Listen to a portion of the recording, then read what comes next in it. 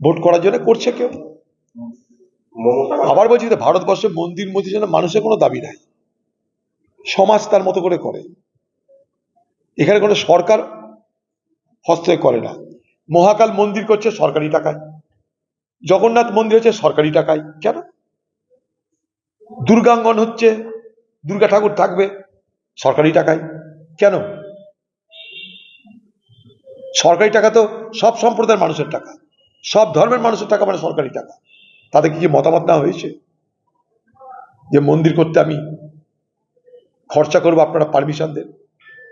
বলুন, basic question জিজ্ঞেস করছি। কারণ কোন মুসলমান মন্দির করতে সে অর্থ সাহায্য করতে পারে না আইনত। তাহলে কি হয়?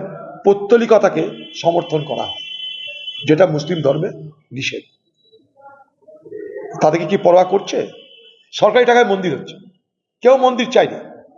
দিদি বিজেপির সঙ্গে টক্কর মারার জন্য মন্দিরের রাজনীতি করছে। বিজেপি বড় হিন্দু না দিদি বড় হিন্দু, মোদি বড় হিন্দু না দিদি বড় হিন্দু, এই প্রতিযোগিতায় নেমেছে। ফলো করুন টাইমস নাও খবর।